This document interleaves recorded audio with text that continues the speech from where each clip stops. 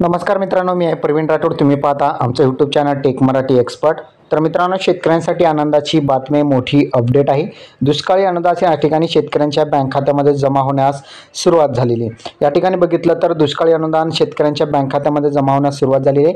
ज्या शेतकऱ्यांना या ठिकाणी 1 हेक्टर जमीन आहे आणि त्या सर्व 1 हेक्टर जमीनचं या ठिकाणी नुकसान झालेलं असेल तर त्यांना 13,600 रुपये याप्रमाणे हेक्टरी 13,600 रुपये कोरडवाहू शेतकऱ्यांसाठी या ठिकाणी नुकसान भरपाई मिळणार आहे.